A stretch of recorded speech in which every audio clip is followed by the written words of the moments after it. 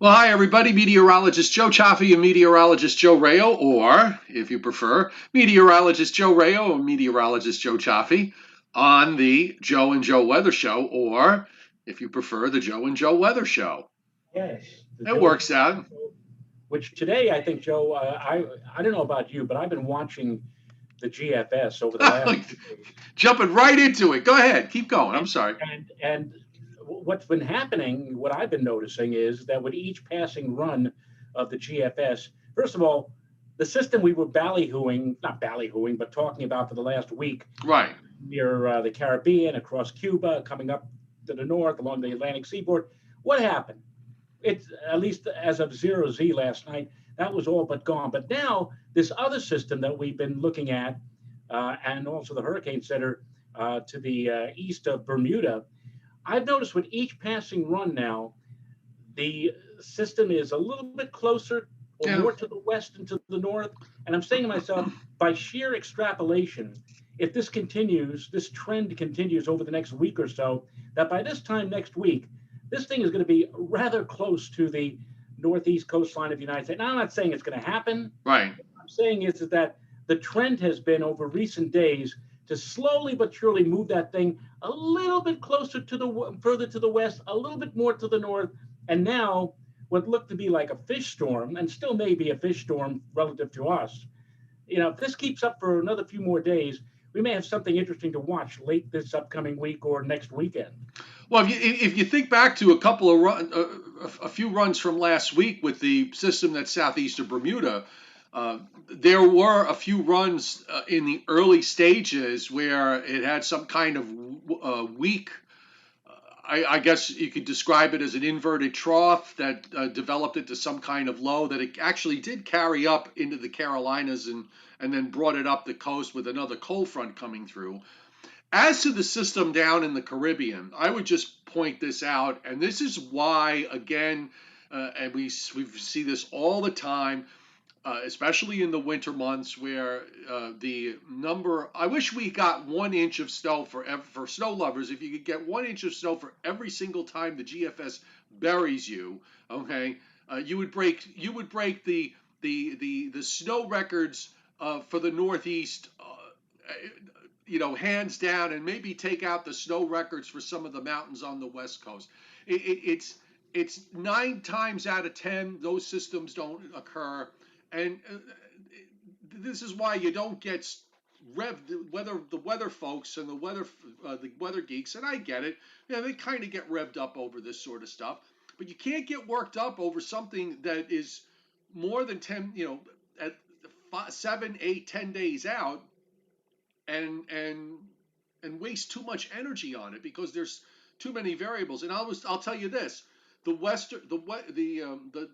western slow, kind of model adjustment with the Bermuda system, okay, is probably the reason why the system in the Caribbean doesn't come out anymore the way it does. And it doesn't disappear, Joe. It's still there. The gyre is still there. If you pull up the Atlantic views, it does develop a low there, but it keeps it there because if there's something to the northeast of strength, there's going to be kind of a ridge in between that, and it gets it's going to be kept contained. So it And does that's why it does make sense that it's not coming out.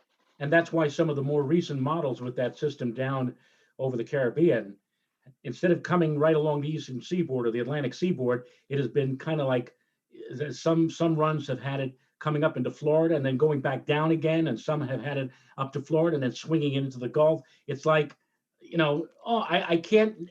That thing out there is going to keep me from maneuvering up along the East Coast. So now I'm stuck down here, and where am I going to go? I can't go here. I can't go there. Right. And you're absolutely correct. And if indeed there was a little bit of a ridge building along the Atlantic seaboard as that system out over near Bermuda intensifies, and as that system down over the Gulf tries to do its thing, yeah, that's going to keep us free and clear at least for the next several days. But then after that, all bets are off. I think, right?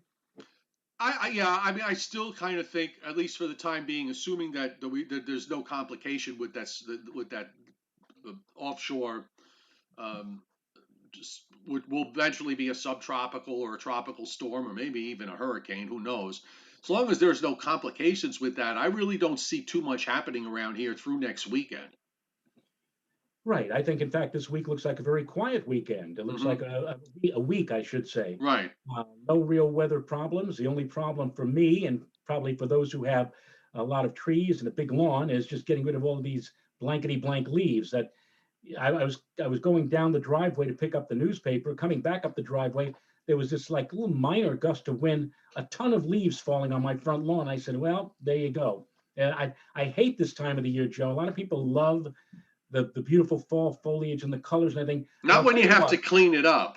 I tell you, yeah. Well, I tell you what, in the wintertime, you get a big snowfall, you go out there with the snow blower or the snow shovel, you clear away the snow, and you're guaranteed at least several days or more of no problems until the next storm comes your way. Right. In this particular case with the leaves, Yeah. you clean it up. I make my lawn look like it's the top of a billiard or a pool table, beautiful green, everything else. Next morning I look outside, it's as if I didn't do a damn thing, you know? I, It, it, I, I told you in the fall when with my house, I usually would bag between 150 and 160 bags of leaves. Well, I don't bag. I mulch. I mean, I'm too lazy for bagging. And besides that, I live in an area of we have 6 acres here. 5 of them are mostly woodland. Hmm. So I mean, if I have any excess branches or Yeah, you throw them twigs, out in the woods. I just go into the woods and there you go. But this is so annoying. You know, I already No, you I look out the get it. window, you look out the window, you say, I know. I get it. All right. Before we get started with weather, just a couple of things I want to remind everybody about. First off, tomorrow night there's a Joe and Joe show at 7 o'clock Eastern Time. For members of my weather platform on Patreon, which you can be if you go to patreon.com/meteorologist Joe Chaffee, there will be a Zoom meeting at 9 o'clock Eastern Time, and I plan to make this a regular thing with Patreon members every Monday night at 9. So just reminding you about that.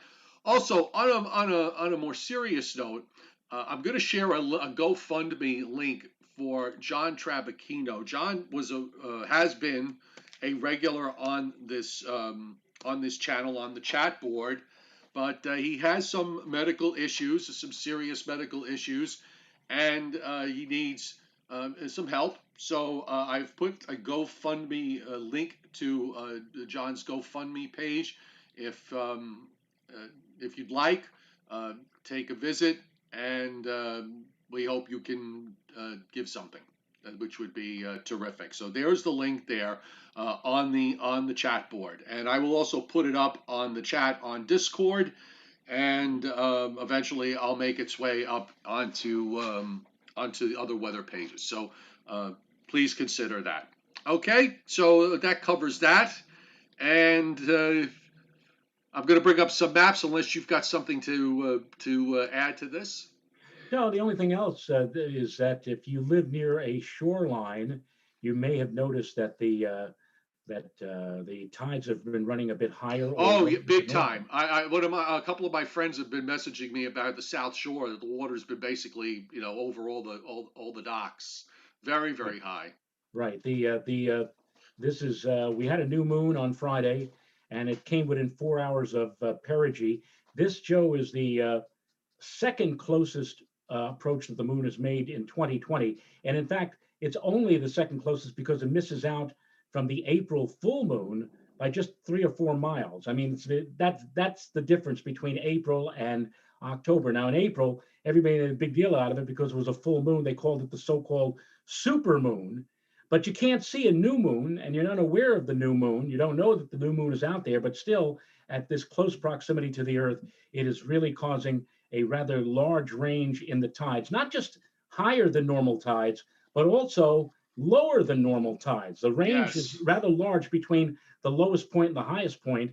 And this is the weekend. So if you're near the water, you have indeed, as your friend noticed, Joe, along the south shore of Long Island, you've either noticed much higher tides at the time of high tide, or maybe even lower tides. In fact, if we had a gusty, strong north or northwest wind, the Weather Service might have even have issued one of their low water alerts to combine with this unusual tidal effect. But this is the weekend of larger or greater range of tides, and thank God, we don't have any kind of major nor'easter or even some kind of a tropical disturbance, not even along the Atlantic coast, but just offshore, to cause additional aggravation with the higher tide or Well, higher water levels. even a strong high with just an onshore flow Right. with any kind of lower pressures to the south would be problematic. So, um, yeah, it's better this way. All Yes. right. I'm sorry. Yeah. So let's take a look at what's happening today on satellite land, and there's just it's pretty nice. A couple of things. Ruthless Goat from also one of our regulars out in Loveland, Colorado. Uh, the wildfires that are going on there in Colorado have been record breaking in many ways. And now, of course, sitting down there with temperatures close to freezing and having to deal with all the smoke. But I'm noticing, Joe, there's some that milky white on the satellites kind of shown up a little bit today. I don't know if it's having a lot of impact. I haven't been outside. It looks pretty sunny out, but there is maybe a little thin veil of smoke overhead. And at the moment, at least, though, it looks like we're going to have some nice weather today for the rest of today after a cold, frosty start. Right. Well, it got down to 35 here this morning. We were here in Putnam County under a frost advisory. I did not get up, early enough to look out the window and see if there was any frost on the grass. But what we did do yesterday or last evening was, close off all the water on some of uh, the outside lines, just to make sure that nothing froze up. But 35 this morning, not so far the coldest we have seen, and I'm sure that we'll see many more of those in the days. But I don't know whether or not last night or this morning was enough to officially, you know, end the growing season, at least in our area, our immediate Right. area. I can tell you that there's still a lot of tomatoes on my wife's tomato vines outside, right outside the front door here. So, and it is going to warm up this week. We are going to see temperatures around or even near 70 degrees in the coming days ahead, right? Yeah, I took my baby avocado trees inside last night. I just finally was able to successfully get two of them to break out and spawn from the pits. Uh, but they get kind of touchy when the weather gets this cold. So if it gets close to a frost, I always bring them in. Meantime, just want to kind of point out here on the loop a couple of things. First off, there's a little bit of disturbed weather off the Florida East Coast that's been kind of lingering a bit. I don't think that's at the bottom of an old frontal boundary that is to the north of it. I don't think that there's as much going to come out of that. Certainly not seeing clouds moving in two different directions, so that tells you that there are strong upper air winds. But if you look to the right, you see the some of the low clouds that are turning in a counterclockwise fashion. So that's the western side of the broad circulation that is this non-tropical system at the moment that will probably in time become a subtropical or a tropical storm. And that circulation has gotten a little bit further to the west today than it was yesterday. At least on the yesterday it was just kind of on the edge of the picture, but now you're seeing a bit more of it. Also, I want to point out the trough in Canada, the northwest flow that's up in the northern plains, the western plains, and up in the northern Rockies, and the southwest flow that's up around the Great Lakes. So this is kind of the base of this trough, and in between all this, you're going to have a ridge that's going to build from off the Atlantic. So this is going to mean Joe, that even though we have a number of weather fronts that are going to be moving along in this flow, they're not going to really be able to make it to the coast. And even if they do make it, all the showers are probably going to fall apart long before they get here. And uh, we are likely to see uh, the fronts themselves just completely fall apart. And yeah, that flow is not conducive the northern flow is not conducive to causing any kind of activity from the south or southeast from coming up here and impinging upon us, be it in the form of any kind of precipitation. Yeah, then every once in a while we'll see some cloudiness this week, mostly mid and high level cloudiness, but it looks like this is going to be a fairly dry week coming up around our area. All of this, of course, coming on the heels of our latest rain here that we had on Friday. I picked up about an inch of rain. Others picked up a bit more, but now it's time to dry out and enjoy a spell of fine weather for this upcoming weekend. Again, milder weather too. Yeah, agreed. The Canadian loop here, you could also pick out, the whole scheme of the upper air, this very broad trough, and it is bringing down some colder air into the northwest and plain states, but the trough axis is to the west of us, and it's far enough west that, again, weather fronts are going to be able to push only so far when they're going to run into those southerly winds aloft, and just the front's going to just come to a grinding halt. And you notice, folks, it's pretty dry up and down the coastal plain, which is supportive of a setup like this. And until the trough can actually shift eastward, you're not really going to be able to get too much to happen. So we're getting into. It's funny, Joe. We've had what, 3 or 4 events now of soaking rains of an inch to 2 inches, and yet at the same time, if you count the number of days that it's actually rained this month, it hasn't really been all that much. We've got another long stretch here where we're not going to have much of anything happen in terms of measurable rainfall. Right. Maybe not akin to that 17-day stretch we had in September, but still, it looks like we'll have a good 5 or 6 straight days of dry weather.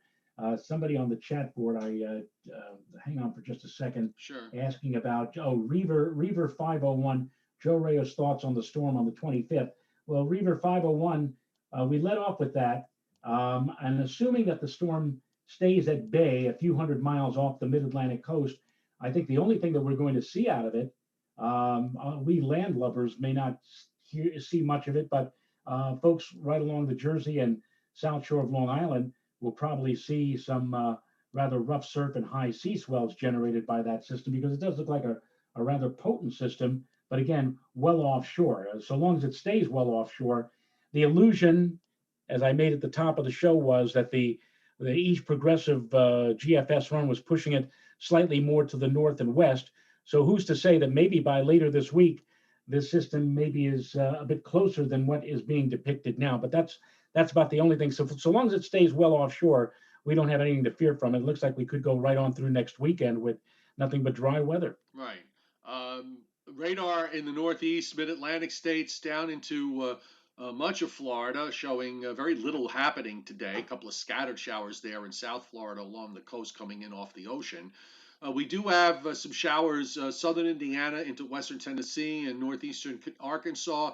Also some showers happening in parts of Indiana and on up into parts of Michigan.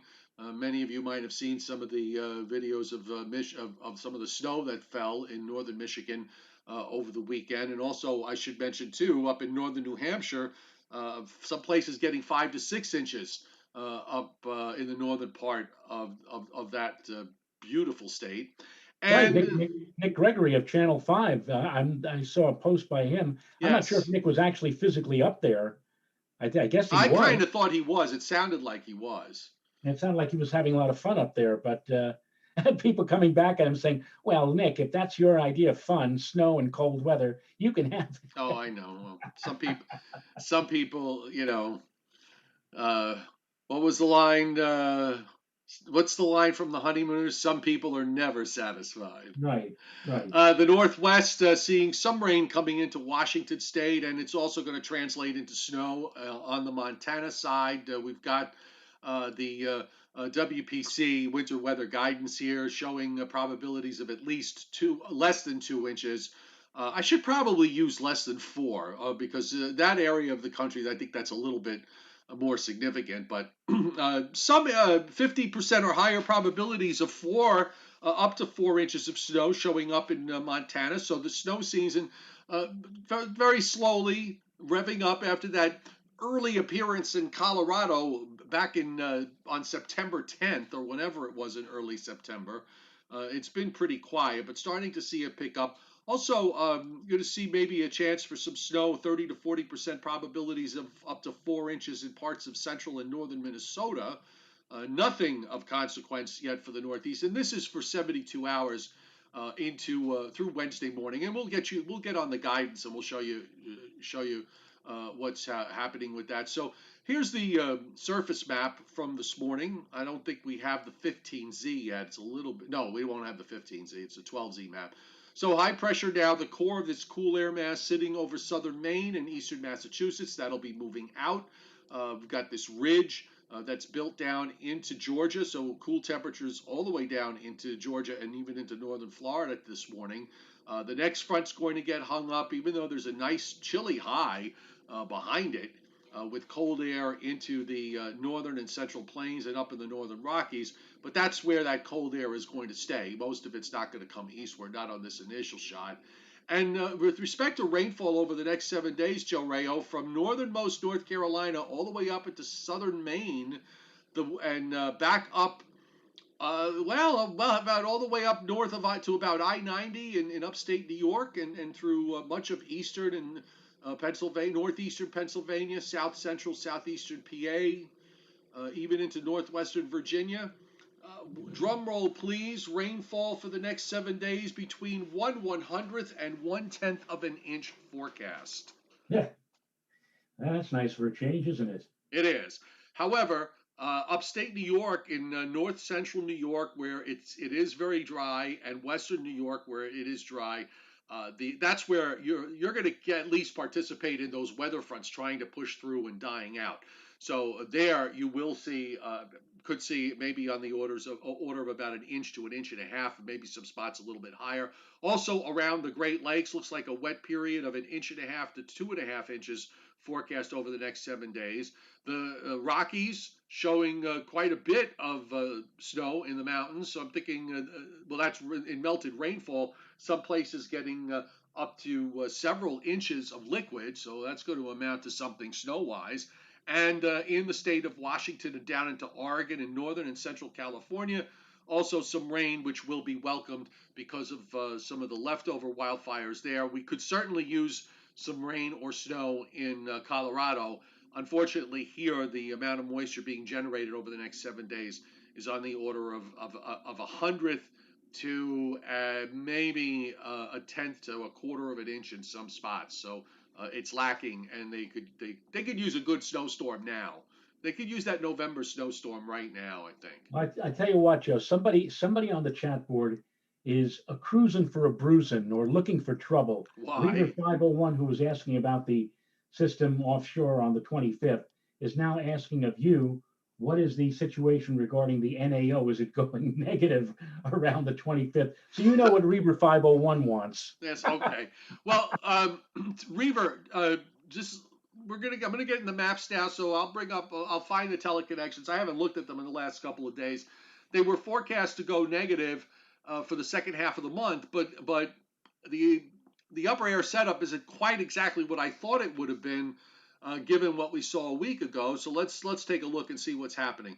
First off, you know what he's thinking of? He's thinking of I'll bet you he's thinking of a Sandy situation where we had the system kind of roar in from the southeast into New Jersey, and maybe he's hoping. Yeah, but it's hard, Maybe there'll be a big block he's hoping up over eastern Canada that's going to force the storm to take that northwest track toward the coast. Well, I would just say at this point, I think what you said at the very beginning is relevant and obviously important, but we're still a long ways away to see how this all plays. And I would not.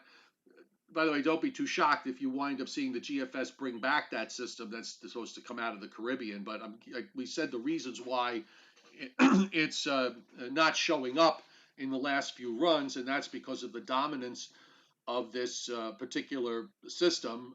This is at 32 and 64 by next Friday, so it's not exactly in a rush to get anywhere, and that's not too far from Bermuda. Now it does turn it to the northeast, and in the meantime, if you watch the weather in the eastern part of the United States, and I'll just roll back to today, where we have this front approaching but that rain just falls apart, just stays up in western and northern New York, western PA, Ohio, down into parts of Kentucky and West Virginia. It weakens as it moves eastward because it's moving into this upper high that's building in the eastern part of the United States. And then there's another attempt, there's another wave. So you basically wind up with a stalled frontal boundary. You're going to have a stalled front like this that's going to pretty much sit there all week. And you're going to have waves develop on that front, taking rains through the Great Lakes. You see there even a little bit of snow in parts of northeast Nebraska into Iowa, running up the St. Lawrence Valley with rain. But again, in Tuesday, that's Monday night into Tuesday morning. That's a miss. We've got another frontal system approaching on Wednesday. That winds up staying well to our north and west, so that's a miss. And then I'm thinking probably the next front that has any chance of doing anything around here. Here's another one for late Saturday, Joe, that falls apart. And at this point, this subtropical system on the GFS is getting taken out to the northeast. Here's your next front that might be of importance, and that comes sometime early next, not this week that we're just going into, but the week of October 26th, with some showers and some rain maybe along about late Monday or Tuesday of that week. And again, no tropical system anywhere to anywhere close to that's going to get involved here, at least according to the last few GFS runs. I think also that for the first time, it's always it comes up as an issue, but I think for the first time in a very, very long time, even the weather is going to become increasingly important as we get to the beginning of November, especially for election day. There's going to be rumblings as to, well, what's going to happen on election day? Is there going to be some kind of a major storm somewhere in the United States that may preclude people from getting to the polls or their polling places on the actual day of voting? Of course, this then makes voting by mail more important. But you always kind of wonder, and the question is, you know, if we had a big storm, a big nor'easter, or if we had a storm in the southeastern state, how does that affect the voting? Does it affect it more if you're a Democrat or a Republican? I think that Yeah, they're going to sit. It's going to be blah blah blah all day for days about that conversation. yeah. But what I'm saying is that currently you rarely ever see, let's say, on CNN or Fox News, and they have a staff, they have a meteorological staff. Oh, right. They have weather people who are providing weather forecasts for the network or for the station, but you don't see them because so much is going on with the political issue. And even when we have hurricanes, you rarely ever see them make it's almost like a cameo appearance. But I'm going to predict that we're going to see more of the weather people toward the end of October, the beginning of November, especially if there's the potential for a big storm, because then that may possibly influence the election in some parts of the country. And then all of a sudden, you're going to see the meteorologists or the on-camera weathercasters seen more and more frequent. Well, what does this mean? Does this mean we are going to have a major storm on election day, so and so? And I think that's we're going to watch for that. I'm going to watch for that because I think that's one thing that's the one facet of election coverage that's going to come into play will be suddenly the weathercaster or the meteorologist talking about weather conditions on election day. All right, so I got the tropical loop up. Just want to show everybody what all of this is about. This is the system here that we're talking about out in the central Atlantic. It's a fair distance southeast. Bermuda is right there. Well, it's not that big. It's inside that circle. Okay, and of course here are the Leeward Islands. So you've got this somewhere. Well to the east southeast of Bermuda, northeast of the Leewards, and if you look closely, there is this is not quite it's not a subtropical system yet. If you can pick out where the circulation is, and there's really very little of any convection there. A lot of the convection that's developed is on the northeast and east side. But I think what will happen is over the course of the next couple of days, the Hurricane Center will be watching for convection to start popping up near the center, and that it would gradually take on at least subtropical characteristics. The circulation of this, you notice it's kind of large, the way the low clouds are swirling, so it is a dominant feature in the upper atmosphere. And it's not unusual, by the way, to see these cold lows that develop and eventually become into some kind of tropical system. We've seen that happens all the time, so there's nothing really weird about that. Now, to go to Reaver's questions with regards to the teleconnections, and I've got to go to the new place where they have them. Now I can't seem to find one for the EPO, but we do have the NAO and the Atlantic Oscillation and the PNA. And the NAO is actually now, see, it's hilarious. I've said this, this happens all the time in the winter. We checked this about a week ago, showing that the NAO was going to go negative and be strongly negative for the rest of the month. And guess what? It's flipped completely to the other side. This happens all the time. It is amazing how the NAO, how many times the models will forecast this to go negative, and it seldom does. It is such a frustrating thing from a forecasting standpoint when you look at this, because it'll do it for days and days and days, and then suddenly it'll just, for whatever reason, it just flips, and it's done. So, but we did go through a stretch where it's negative, and it's currently negative now by a strong amount. But again, it is forecast to go positive. The AO, the Arctic Oscillation, which when it's negative, it displaces cold air to the south. That is actually also forecast to go positive as we head toward the end of the month and the beginning of November. And the PNA, which right now is basically off the wall negative. And here too, we had the PNA showing it being strongly positive, with the NAO negative for the end of the month. And now, of course, the models have gone to a different route. And I think those of you who have been following it have sort of seen it in terms of the upper air, where the trough was forecast to drop into the east and instead winds up dropping to the west. Now, here we are at what we just went through at the moment, and here's your negative NAO, by the way. So this was Friday night. So all of this area here, the higher the normal pressures up in the North Atlantic, trough that's down in 80, this ridge that's up in the west, and a trough near 160, all signatures of a strong Pacific North America index. But again, if you watch what happens here, even though that trough just kind of, the upper low in central Canada is still there, over time, as we move through next week, suddenly all that higher pressure that's up in Greenland and up the Arctic regions begins to disappear, and is replaced by lower pressure and a fast-flowing moving jet over the Atlantic. The trough now drops back out to the west.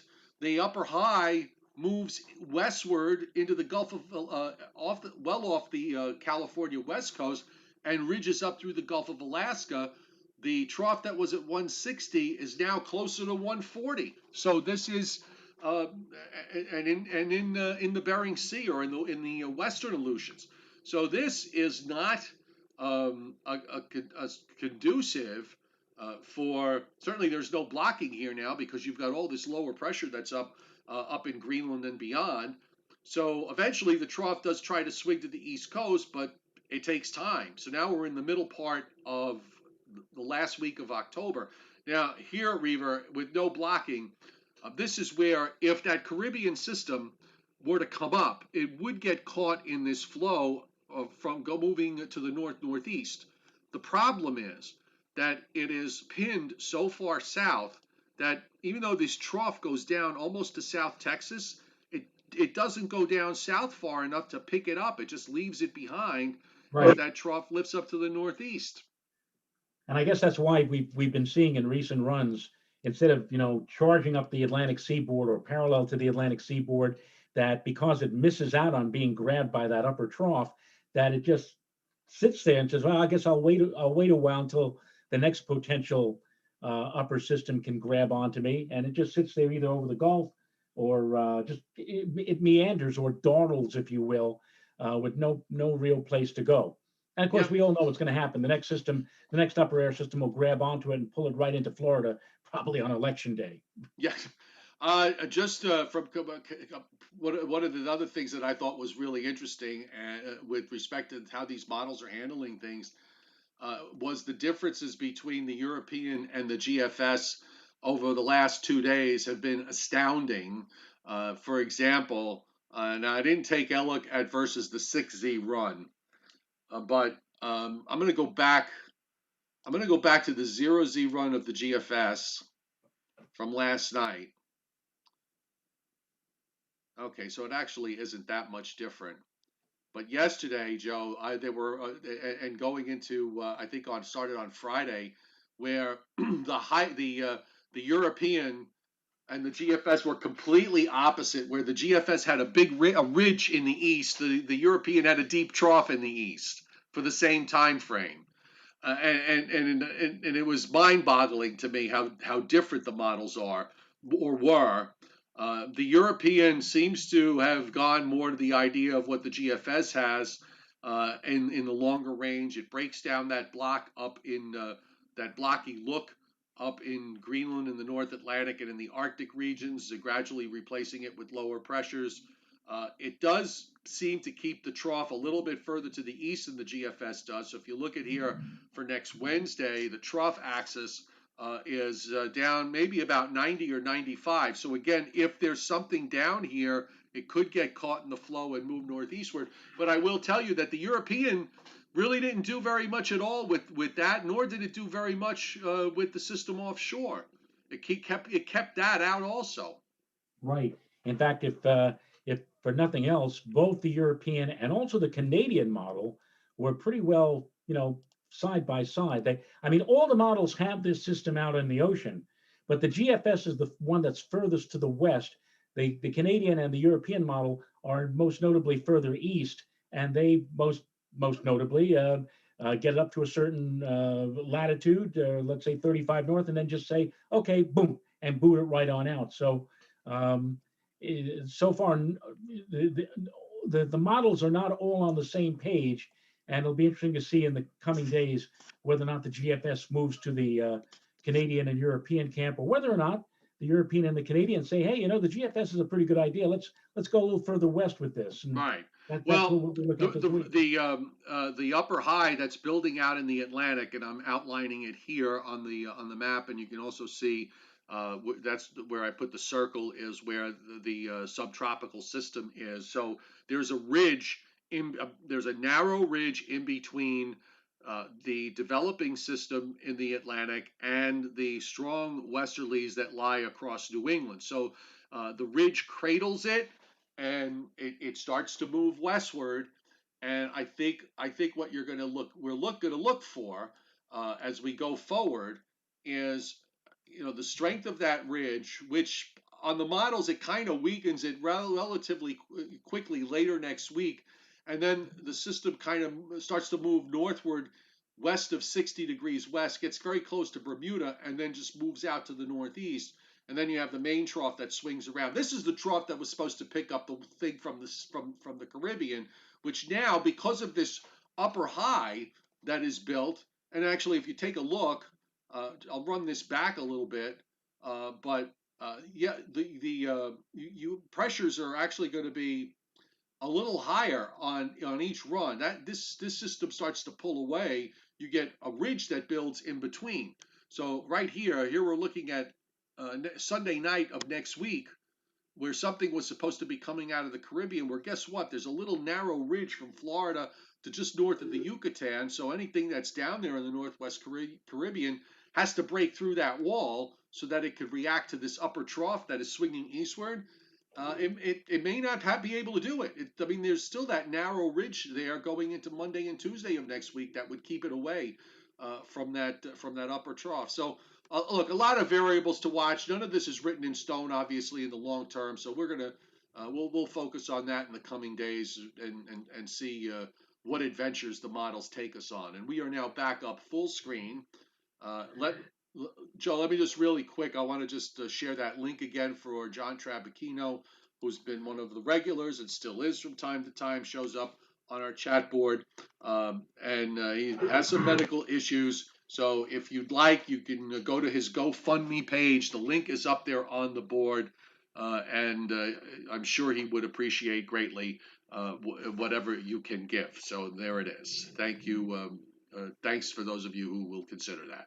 Okay, so that wraps up my weather end. So I guess we could do some Briller Jeopardy, correct? Yes, Mr. Briller, in fact, is online today, and I think he threw a question out to the folks on the chat board. How much snow cover is currently on I guess North America or Siberia, or I guess it's North America that he was making allusion to. I'm not sure. What Maybe about the Siberian? The Siberian snow cover so far has been really subpar. right. So it's running on the low end, but I would just caution everybody that, considering the fact that really hasn't worked very well in the last last 4 or 5 years. I don't know. I mean, I don't know that I would put too much stock. Maybe the fact that their snow cover growth is subpar might be a good thing for snow lovers. I don't know. Silver bullets work until they You don't. know, you know that the snow lovers will grab at anything Oh, of in order to course. get. You remember that I forgot what chart it was, but you remember there was a specific chart that came out on a daily basis. This goes back to the days of DIFAX Hmm. that apparently it had some success in forecasting almost to the inch how much snow was going to fall in various locations. They called it the magic chart. Remember that?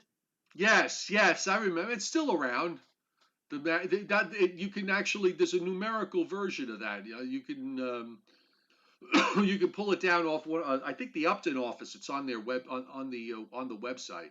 But it's something for short term, like 24 to 48. It's not Yes, there's no such thing as a magic chart for the next 2 to 3 months. So right, exactly. yeah. All right, time for a little Briller Jeopardy. The chairman uh, sends these questions, Joe. So you ready? These are I'm fun. ready. These are fun questions. Okay. All right. So how many Waffle House locations are there in the United States? Oh dear. They're I mostly in the I didn't look at. I don't know what the answers are, by the way. I have no idea. So mostly the southeastern states, right? The Waffle House. there was one here in Ronkonkoma for years, Uh-huh. and then it disappeared one day. It didn't have. It wasn't literally just. Well, I don't want to say anything. It was there, and then I guess they closed it.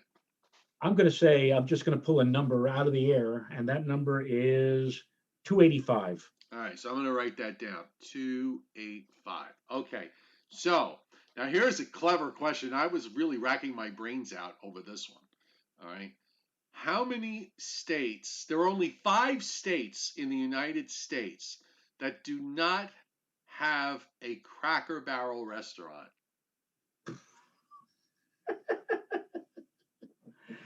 All right. Okay. I'll say Alaska All for right. number one. Alaska, Hawaii, number two. Hawaii. Okay. Um, I'll Montana, All right. Go ahead. um, Arizona, All right. and And and Louisiana. Louisiana. Okay. I kind of racked my brains out over this because, I would have said Hawaii and maybe Alaska, although you never know. Um, for some reason, I want to say California doesn't have any Cracker Barrels. Okay, but Um, you haven't looked at the answers yet, so right. And I would say Vermont, but I'm thinking that if there are Cracker Barrels, there would be one in southern Vermont. There wouldn't be any in southern Vermont because you know my theory about southern Vermont, and but they would be more in northern Vermont where they might be a little more accepting of a Cracker Barrel. okay. Okay, um, I don't know. That's a really really tough one. And the last one is that the here is the city the first measurable snow date, the average first date for measurable snow, Atlanta, Georgia. Oh God, Atlanta, Georgia. Yeah. This is an average, or this is the all-time record for No, I the think the average first state. average first state. I'm going to say I'm going to say January 25th. Dallas, January 1st. Memphis, January 15th. Raleigh, Durham, North Carolina, December 20th. Columbia, South Carolina. Well, now, which is the higher elevation? Where? Between which and Raleigh, which?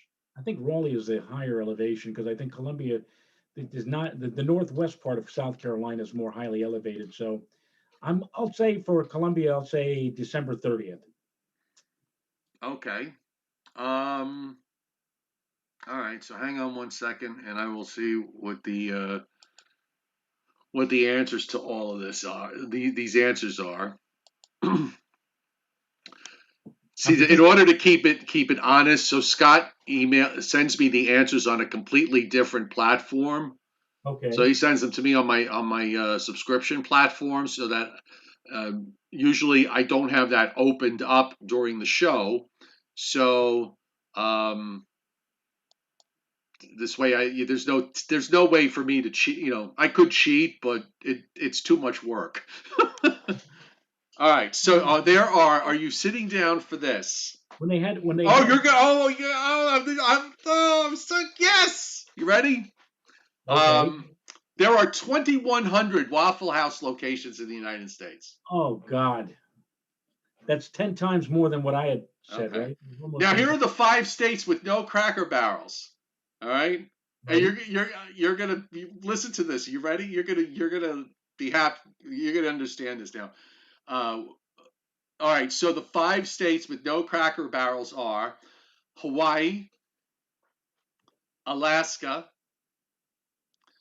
Washington State, Okay. Wyoming, and drum roll, Vermont. Vermont. You got it. You got it. That's amazing. Yes, where the state sign in southern Vermont says, "Welcome to Vermont. Now get the hell out." I was dancing around. I said Montana, and you had Wyoming there and Washington. I had a feeling somewhere in the northern plains there was not going to be a Cracker Barrel. And so, all right. So next time I go to Montana, and I've been to Montana, I'll look for the Cracker Barrel. Now, Vermont does have Stewart's, which I've always described as 7-Elevens for angry old men. You know, you go in, can I have a coffee, please? Get your coffee and put your money here and get out. That's Stewart's, okay? All right. By the way, I guess I was mistaken. These are I'm thinking these have to be the earliest first state snows. So let's go through them again. I'll give you a second chance here. So early first measurable snows, Atlanta. Oh, so this is now the all-time earliest. Yes. Not the average. Yes. Oh dear me! You could have all kinds of wild, off the wall dates here. Any one of those places in the southeast could have had some kind of abnormal or anomalous situation where it was cold to the north and they had a storm coming out of the Gulf. Atlanta, October 20th. Dallas. I'll say they could even gotten something even earlier. October 15th. See, all of mine are going to be in October with Raleigh, Durham, North Carolina. October 25th.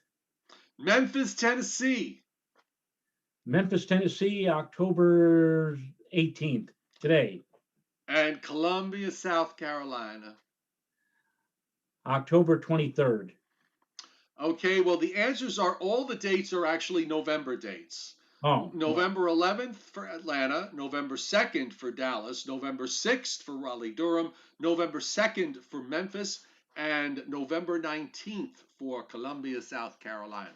See, I figured it was going to be something off the wall and unusually early. I just went a little bit too early. So in fact, I was thinking, all right, November. I said, no, one or maybe all of those are somehow in October. But there you go.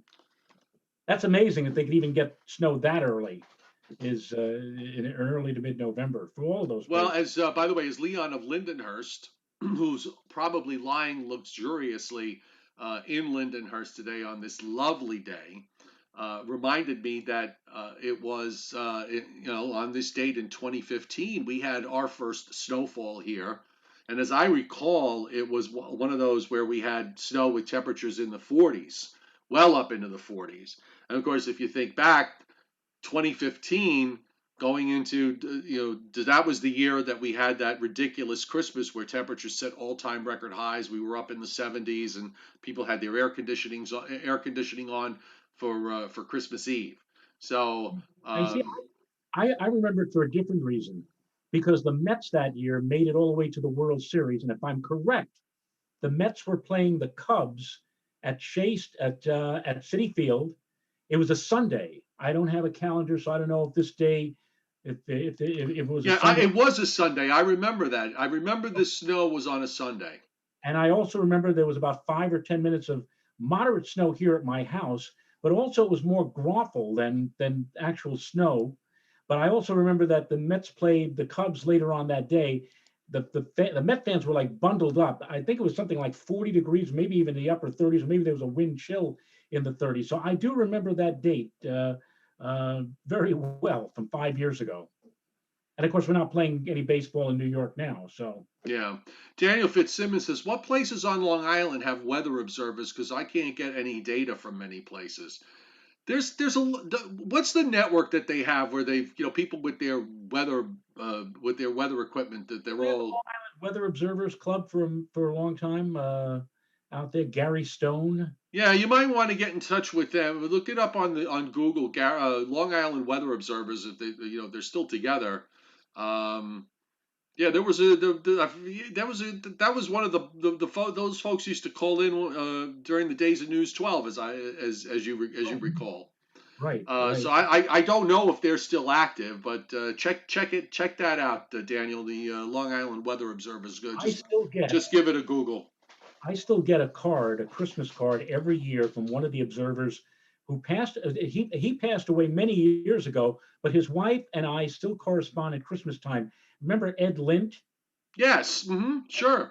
I still get a Christmas card, I think, from his wife Betty every year. And let me tell you, it's not just a matter of dear Joe and Renata, Merry Christmas. I mean, Betty, I only met her maybe twice in my life with when Ed came to a meeting, I went to a hmm meeting, and she sends me like a rundown of what happened through the whole year. And I'm saying to myself, my goodness, God bless her that she is still around, number one, still remembers me, number two, I remember her. And of course, Ed was a very assiduous weather observer of the Long Island Weather Observers Club. Who was that guy who died about 5 years ago? He was like 97 years old. Remember on the east Uh, end of the island? the Bridgehampton guy, Right, the right, one who kept all the observations for like 80 years. right. Like Yeah, Ruth I Van. don't remember his name, but yeah, he did. Yeah, he did. I know. Yeah, you're right. He was like 96 or 7. Right. Um, by the And in way, fact, one of the longtime observers up here, here in the Hudson Valley, Dr. Jerome Thaler, he passed away 1 year ago tomorrow. He was 90 years old, and he was one of the few, along with that gentleman out in the east end of Long Island, who received the Thomas Jefferson Award.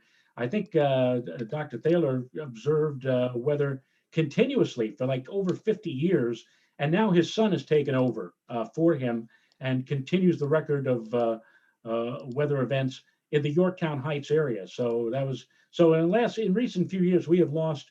Well, we lost Ed, we lost Dr. Thaler, we lost that gentleman out in Eastern Long Island, all and right. these guys lived for weather. I mean, like every day they were out there taking their observations, and um, let's salute those guys for keeping it up for all those many years. Yeah, and there's never can be enough of the weather folks to come out and do the same thing. Just especially nowadays with the way things are with all the technology, you really don't need very much to get set up a nice little weather station out at your home and be part of a network that collects all the data. It's all very useful. It is. Up here north of here, up in the New Paltz area, the Mohonk Mountain House. How many of you have ever heard of that place? It's a nature resort, again, west of New Paltz, just off of Route 299. And they have, Joe, one of the longest continuous cooperative weather observing stations. I visited there and actually did a report for News 12 about 5 or 7 years ago. They have been collecting weather data at that weather station since 1892 or 1894. And in fact, they're still using the original rain gauge. You could see this big circular cylindrical rain gauge, and on the side it has USWB. And that's the original weather rain gauge that was given to the Mohonk House like over 100 years ago, and they're still using that to collect rain to this very day, over 100 years later. It's amazing. Sure is. All right, Joe. I think coming up on noontime on a Sunday, on a beautiful Sunday. So we'll wrap it up here. Don't forget, folks, for Patreon members tomorrow night at 9 o'clock, we're going to have a Zoom meeting. And if you're a Patreon member, you can participate. The link is there on the chat board. The Joe and Joe Weather Show will be back tomorrow night at 7 o'clock Eastern Time. So you can do that show first and then jump over to the Zoom meeting, which will be at 9 o'clock Eastern Time. And that's something that I'm going to be doing, by the way, for Patreon or my subscription members from now on, doing a Monday evening Zoom so we can talk about whatever it is you want to talk about. We'll do a little bit of one-on-one weather, looking at the weather for the week ahead in the long range. And if you've got questions, you can message them to me on, send me some messages. If you've got questions, send them to me ahead of time so I'll have some idea of anything that requires me to do a little bit of research. I'll have the opportunity to do it. All right? You got plans for this afternoon besides raking leaves? Yeah, no, that's going to be probably the story this afternoon. Once it, and you know, the thing about, I would have been out already, but you have to wait for the lawn to dry out. I mean, you get a lot of dew in the overnight hours, especially in a night like we had last night, radiational cooling, and it doesn't sufficiently dry out until like noon to 1 o'clock. I have to wait until it dries out, and then I can get the tractor mower out and zoom, zoom, zoom, zoom, and pick everything up. Only look outside my window tomorrow morning and see as if nothing happened. So I'm just going to go out and just get a little fresh air. Yeah. Okay. I'll see you tomorrow night. Good night, Joe. Goodbye, Joe. Bye, everybody. See you.